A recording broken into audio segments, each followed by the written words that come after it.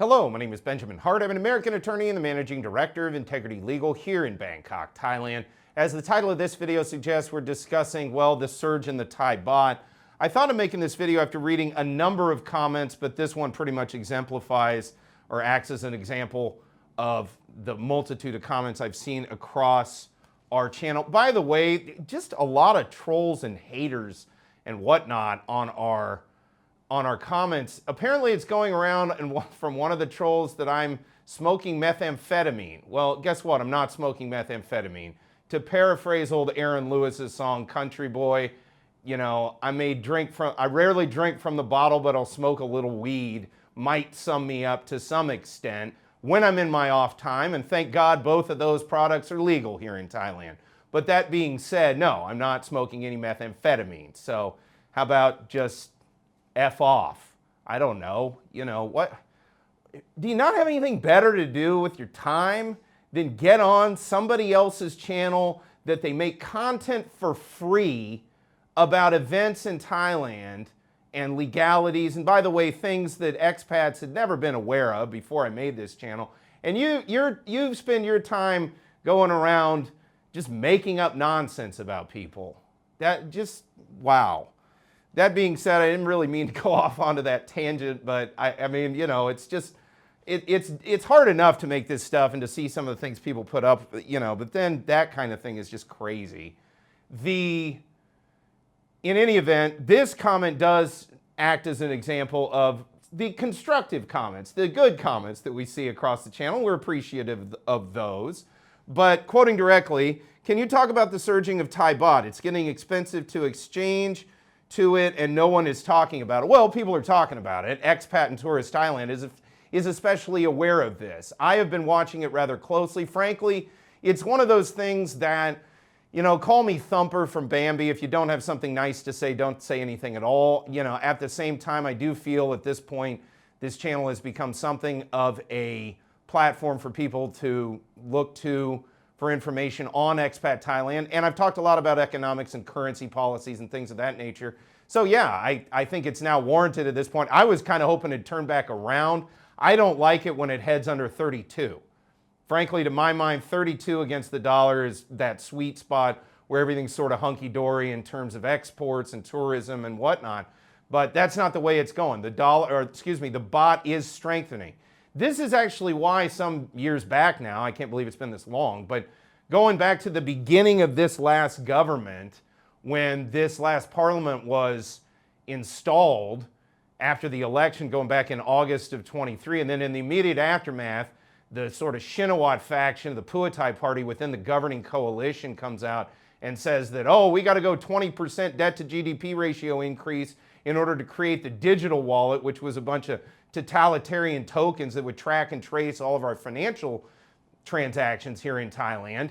You know, they came out with that and they wanted to put the country into a huge amount of debt to do it on the basis that we needed economic stimulus then, which really was fallacious if you looked at the underlying dynamics. 22 had been a lot better than expected, largely because coming off of COVID, there was pent-up demand for tourism, but also Thailand had something unique to offer insofar as cannabis legalization had happened, and I think we saw a whole new market in terms of tourism. In fact, in that low season that proceeded into 2023, going into like June of 23, they were calling it the green season at that time because it wasn't a low season. People were hanging around or they were coming back to be here at a time that we didn't traditionally see a lot of tourists, and a lot of that was being driven by cannabis. Then that government comes along and starts messing with the cannabis stuff. But before that, again, they wanted to go into a bunch of debt based on the notion of, oh, we need stimulus and things. My position at the time was we didn't really need it, and in fact, we needed to keep dry powder for purposes of possibly weakening the baht down the road. And here we are. We might have to, it looks like the BOT, I've actually read a few articles that say the BOT is looking at easing measures, but that being said, this is more systemic. This is not, in fact, it's not more systemic, it's structural to this, if you will, to the infrastructure of global trade. And I'll explain what I mean by that. But I've seen this before. I've been through this in 2010, 11, and 12 when we saw the Thai baht radically strengthen And this was largely on the heels of quantitative easing as it began in the United States. And the central bank had to, do all kinds of things to weaken the baht. Jim Rickards, I can't remember which of his books, he calls them the Four Horsemen of the Apocalypse, Currency Wars, The Death of Money. There's 4 titles in there. I think it's in The Death of Money, where he talks about Thailand, that Thailand actually has had to go through a very odd, roughly 20, 25 years coming off of 1997, where they were doing everything in their power to keep the Thai baht stronger. They wanted to keep it internationally convertible. And that led to a lot of policies that saw very lax rules on people coming in for retirement, for visas. Anybody that was coming in with foreign exchange was heavily encouraged because they needed it to keep the baht in a good place with regard to international exchanges. And good on Thailand, they maintain the integrity of the currency. And we saw that good policy thinking bear out in the forthcoming 25 years. Things have changed now. It's the US is just in a totally different position. It's now Thailand's, and Rickards pointed this out in his book, now Thailand's got to weaken her currency in order to try to, deal with this beggar thy neighbor. Trump seems to want a weaker dollar to strengthen American exports, which doesn't make a lot of sense when you understand how the Triffin dilemma works and where the US is at with regard to that. That being said, you can make the argument that, hey, the bandage has to be pulled off sometime. We need onshore jobs and things. I can see the argument. I don't know if the practicalities, the facts on the ground, if you will, are going to bear that out in a positive light. Remains to be seen. I'll stay open-minded, but optimism doesn't get you there. The fact of the matter is, and this is getting to the structural stuff we're talking about here, the structure, if you will, the tectonic plates of global trade are shifting wildly and strongly. There is a reason Trump is talking the way he talks about places like Greenland, because there's a geopolitical theory talking about the Panama Canal, Greenland, and Alaska, and how that's what you need to, control North America, maintain all the trade corridors, everything there. Meanwhile, over in East Asia, in the BRICS countries, we have this whole Halford Mackinder World Island thing playing out. And it's just happening. China and Russia are doing more trade. We're seeing BRICS rise now. There's getting to be more synergies. We're seeing hyper-industrialization in a lot of these countries. Very, very quickly. Thailand is getting a best of all worlds sort of scenario right now, insofar as, in my opinion, this will largely be something of a lateral move economically for Thailand. And what I mean to say is, to use a metaphor, it's as if Thailand is sitting in the middle of a kaleidoscope and everything is moving around her.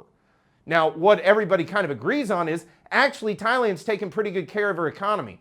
Thailand's taken pretty good care of her currency. She has a real economy still. It hasn't been completely hollowed out, notwithstanding the heavy-handed measures of the likes of the OECD, the World Economic Forum, and other undue foreign influences that have been brought to bear in Thailand, especially in the last couple of years. It's still one of the best economies insofar as it's stable, it's secure.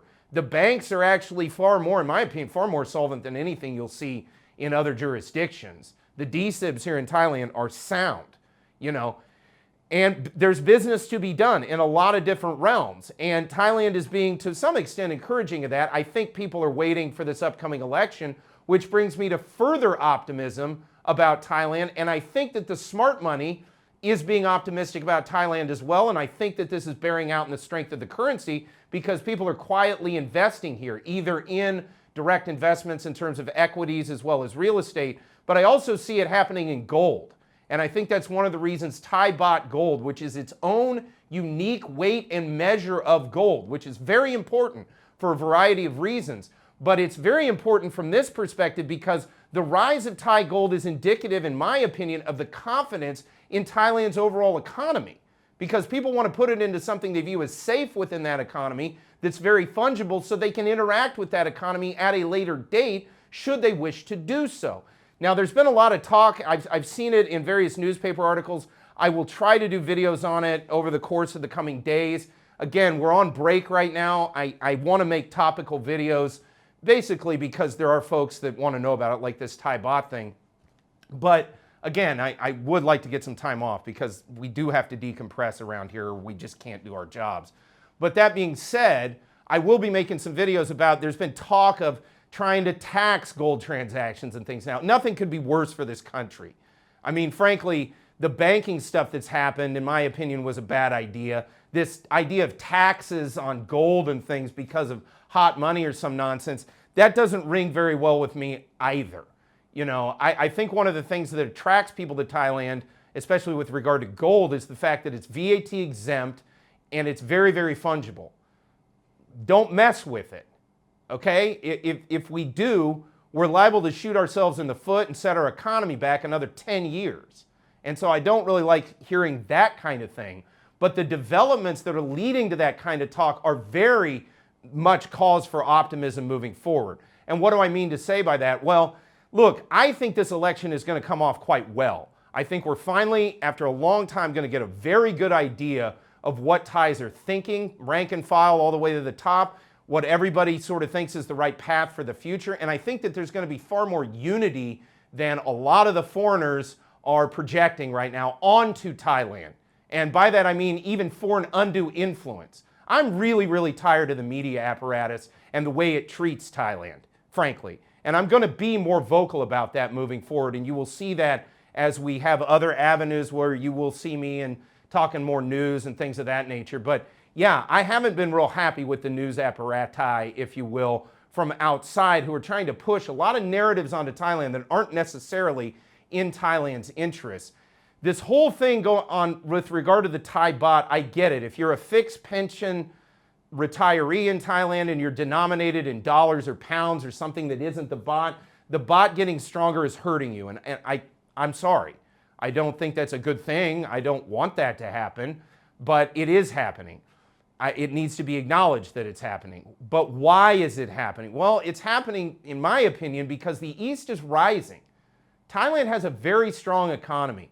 Expat land and tourist Thailand don't really ever seem to fully comprehend this.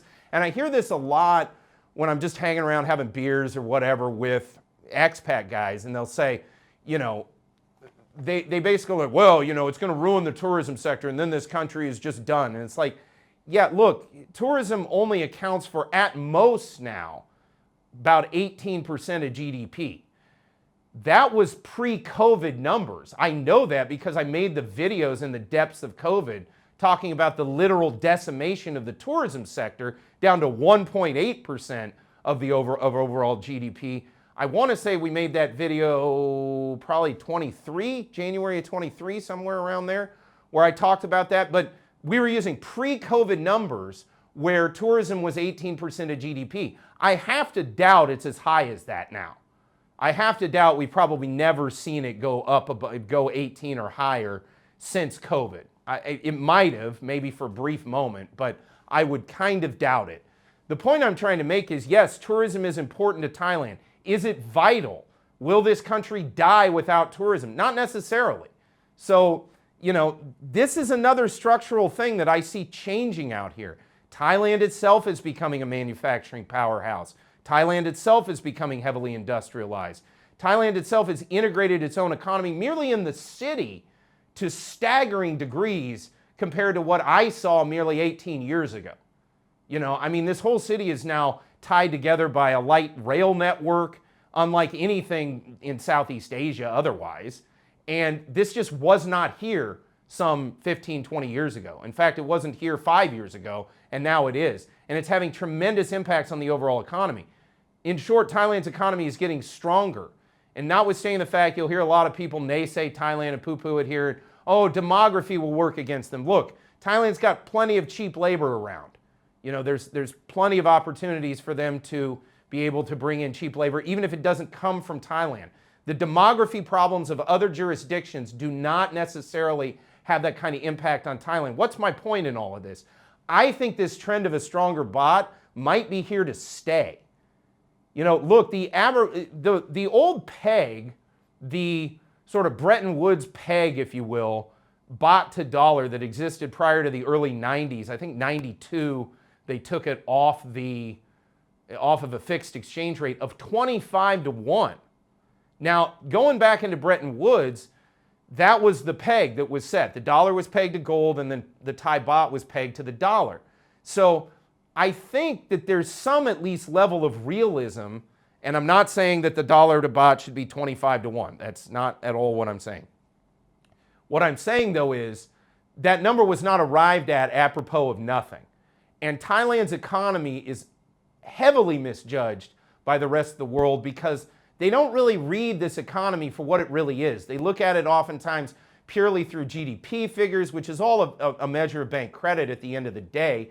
So you never see what I call the real economy here, the cash economy, what some call, especially the OECD shills, call the, they call it the informal economy, the gray economy, the black market, all of this nonsense, because they don't control it. It's not in some digital system that they can track and trace and take a VIG, take a piece, take a tax, take a fine or a fee or a transaction fee or whatever from you when you're making that transaction. They don't like that. So they call the informal economy and things. But it's still part of the real economy here in Thailand. It really has an impact.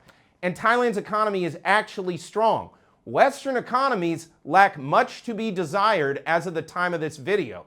And this is bearing out and being reflected in the exchange rates.